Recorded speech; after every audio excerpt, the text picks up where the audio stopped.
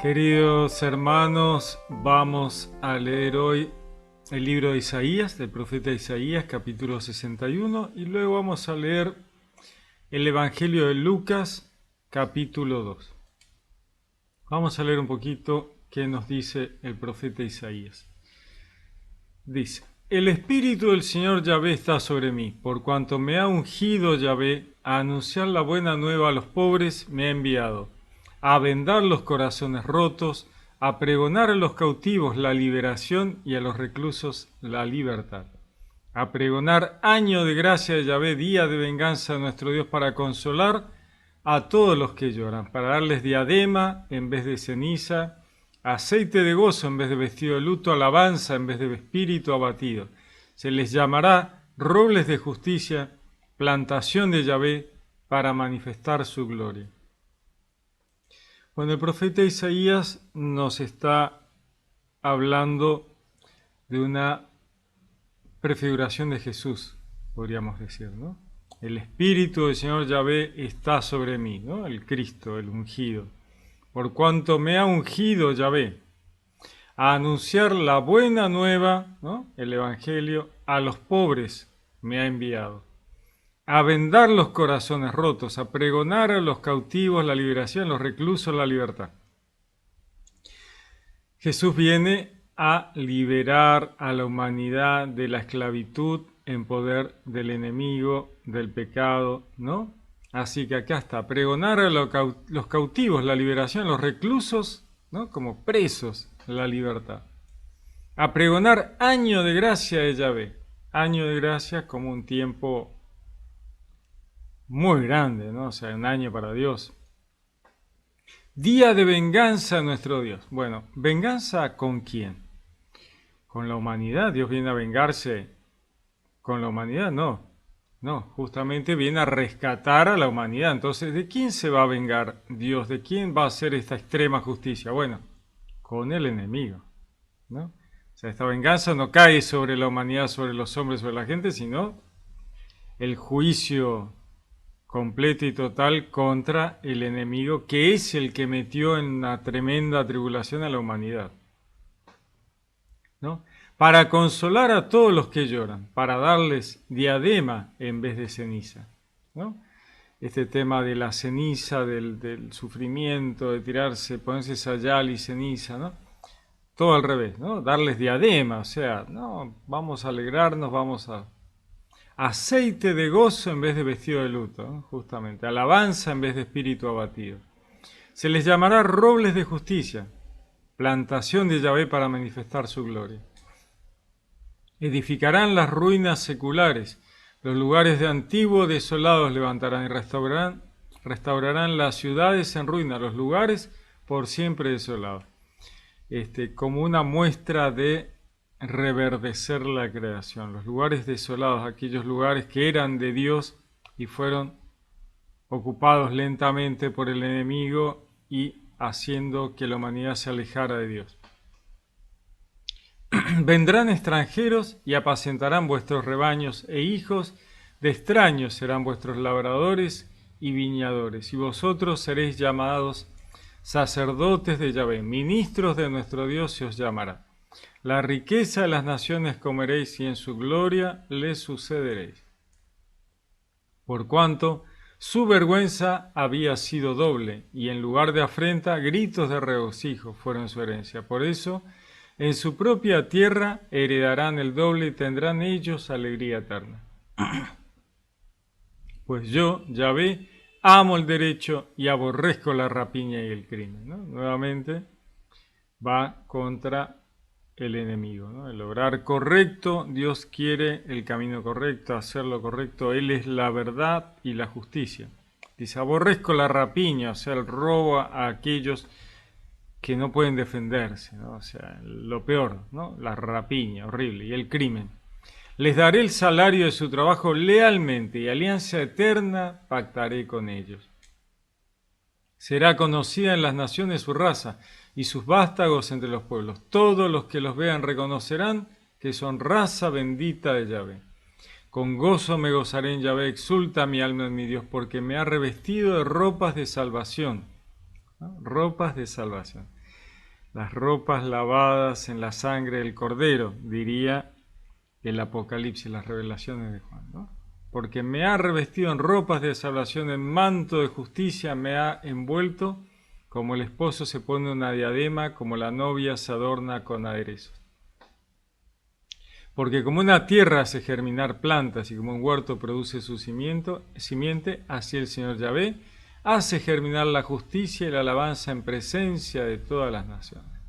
Palabra de Dios. Bueno,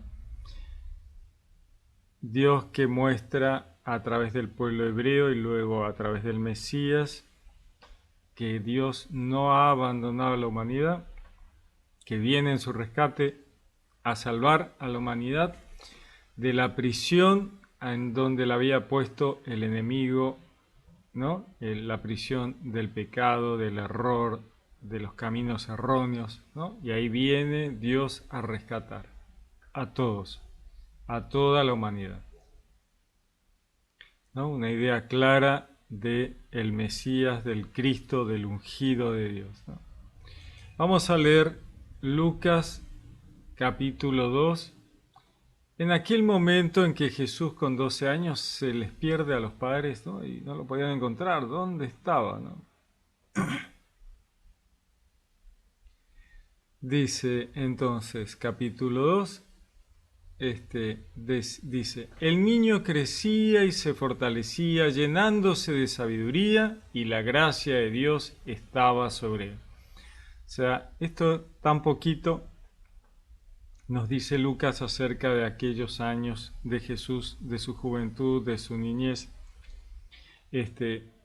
Jesús, enteramente Dios, enteramente hombre, crece, ¿no? Va despacito mostrándose su sabiduría, mostrándose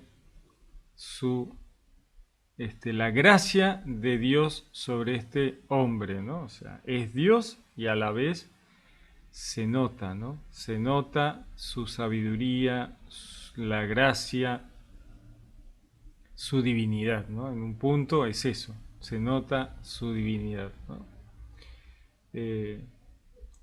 Dice, y la gracia de Dios estaba sobre él. Sus padres iban todos los años a Jerusalén a la fiesta de la Pascua. Cuando tuvo 12 años, subieron ellos como de costumbre a la fiesta.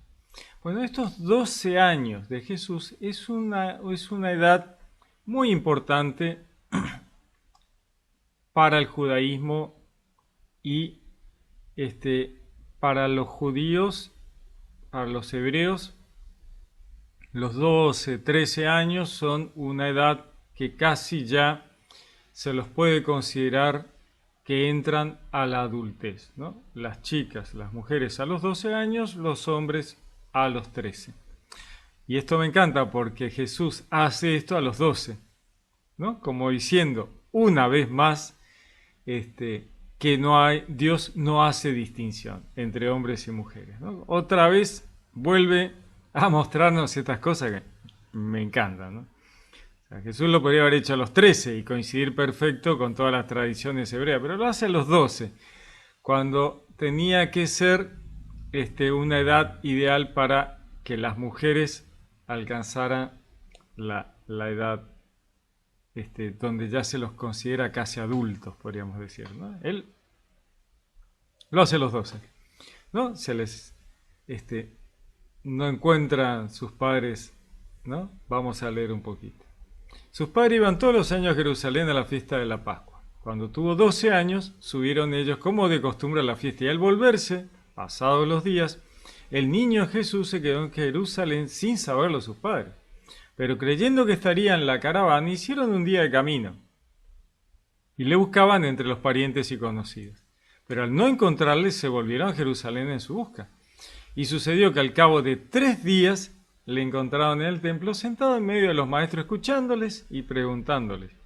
Todos los que le oían estaban estupefactos por su inteligencia y sus respuestas. Bueno, vamos otra vez, ¿no? O sea, 12 años es la edad para estas fiestas que hacen los judíos, los hebreos, donde le festejan a los chicos que ya entran en la edad adulta, podríamos decir, ¿no? Y esto se hace en referencia a determinados hechos del judaísmo antiguo, como por ejemplo que Miriam, la hermana de Moisés, tenía 12 años en el momento en que coloca a su hermano Moisés en la canasta en el río para salvarlo, ¿no? 12 años. Dicen que cuando Abraham tenía 13 años, abandona la creencia de los ídolos que construía su padre. O sea, todas estas referencias, ¿no?, que están en la Torá oral del judaísmo, ¿no? Dicen que Jacob y su hermano Esaú se pelearon y tomaron diferentes caminos a los 13 años, cuando Jacob se acogió al estudio de la Torá y Esaú se encomendó a la idolatría, ¿no? Estos dos caminos de estas dos personas tan importantes para el judaísmo, ¿no? Jacob, Israel. Jacob se dedicó al estudio de la Torá y Esaú a la idolatría con los paganos, ¿no? Recordemos que se casa después con mujeres paganas.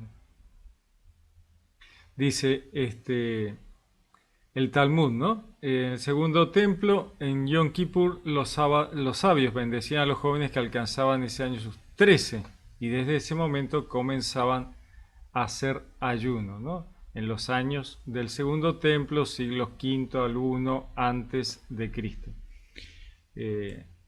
Este tema del judaísmo de los 12 y los 13 años es muy interesante, ¿no? Este tema de que Jesús, en vez de hacer esto, de ir al templo a interiorizarse de la Torá, ¿no?, como hizo Jacob en su momento a los 13 años, lo hace a los 12, cuando se suponía que eran las mujeres las que alcanzaban la edad de cierta adultez, de cierta conciencia ya de cosas serias, como Miriam poniendo a salvo a su hermano Moisés. Estas cosas son muy interesantes. Y nuevamente Jesús, esto que decía, ¿no?, este tema de que Jesús utiliza los 12 años para hacer esto, ¿no?, de ir a interiorizarse. En realidad, no interiorizarse. Él es la Torá, ¿no? Jesús, el verbo, la palabra de Dios, es la Torá. Así que Él va a enseñarles la Torá a los maestros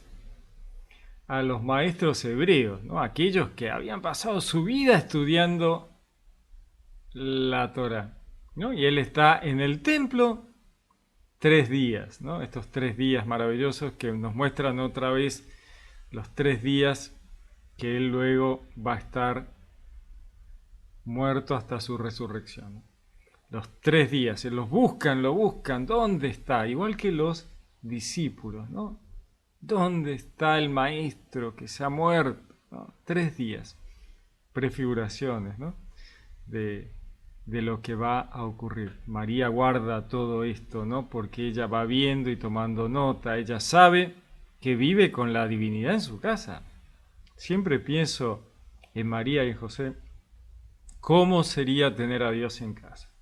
Una cosa impresionante, ¿no?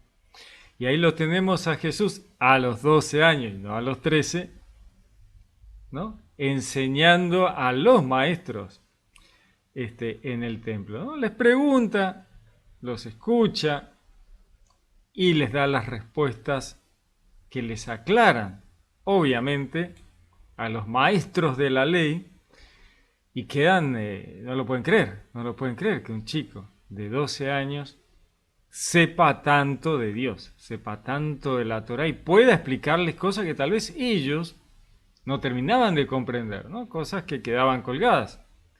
Aquello que la tenían clarísima, ¿para qué Jesús les iba a explicarles? Jesús les está explicando temas complejos que estos maestros de la ley no habían podido resolver.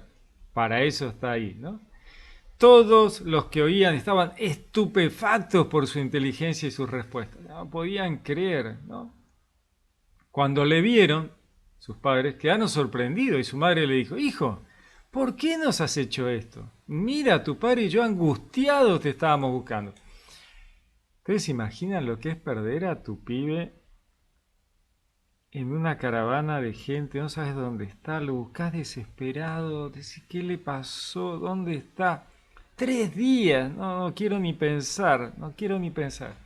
Tremendo. Y lo encontrás en el templo, el tipo, muy orondo, hablando con los maestros de la ley. Lo querés matar, lo querés matar. Bueno, María sabía que este tipo de cosas eran usual con Jesús, ¿no? Yo me imagino porque Jesús era Dios y estaba viviendo con ellos en su casa.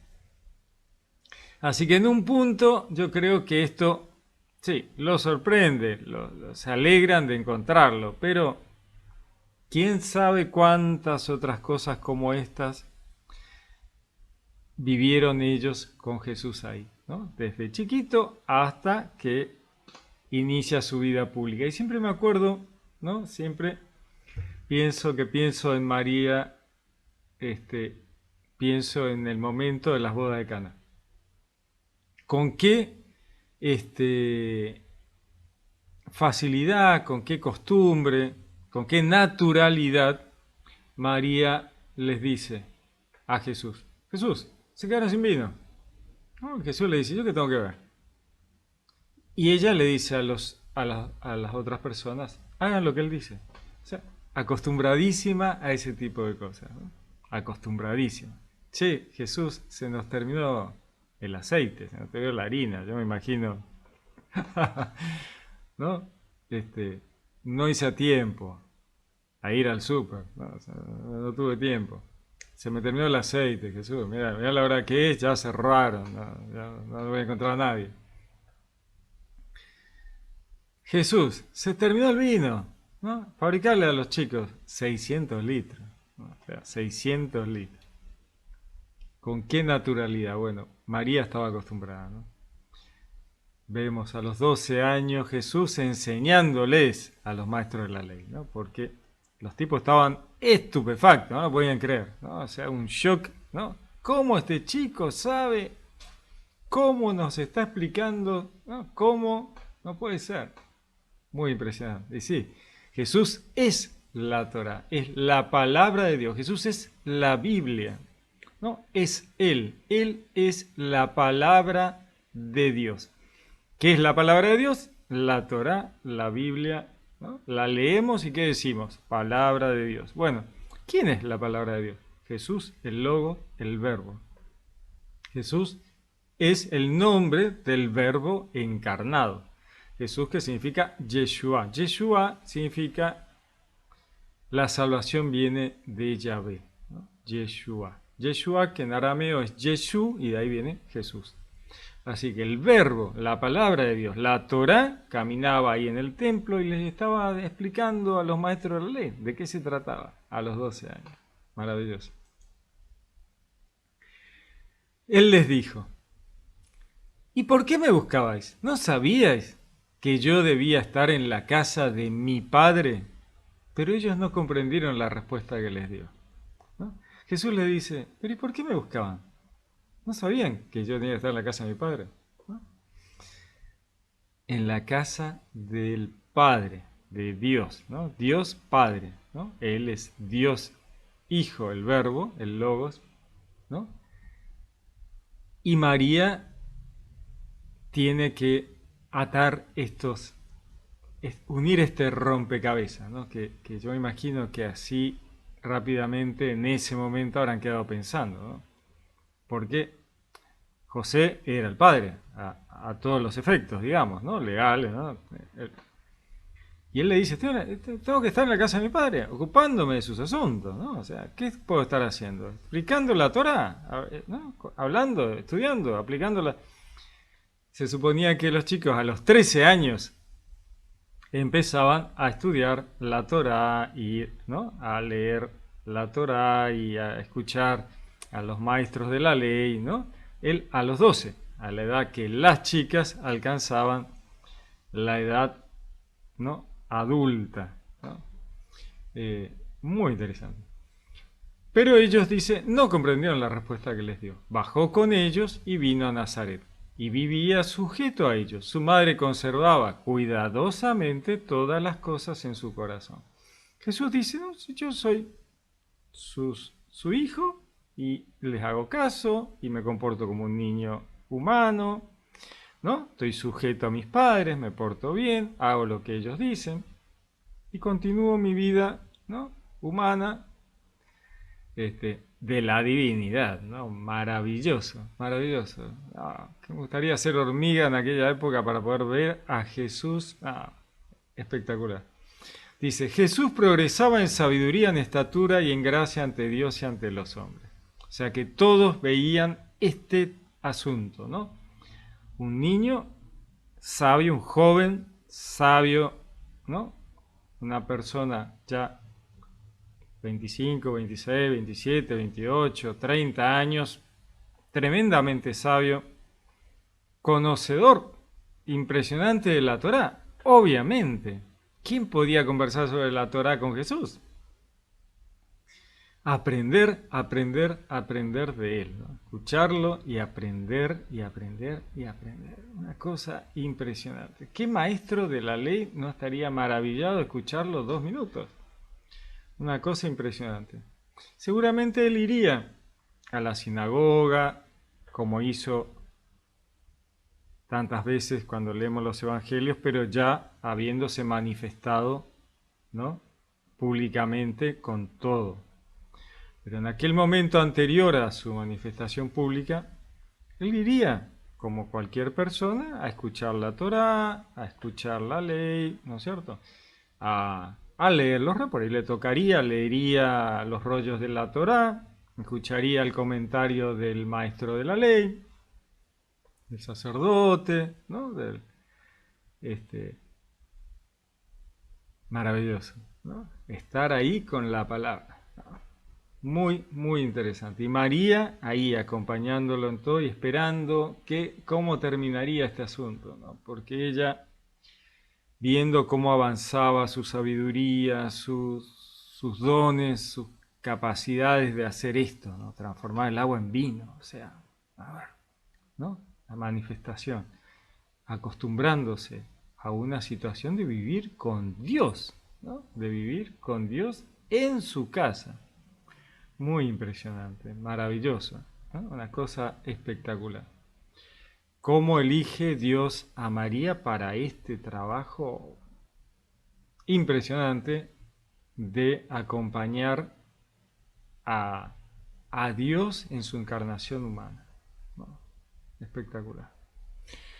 Muy bien, para pensar, analizar, la verdad que qué familia, ¿no? Que la familia, la Sagrada Familia, ¿no? Estar un ratito en esa casa, un ratito. Muy, muy maravilloso.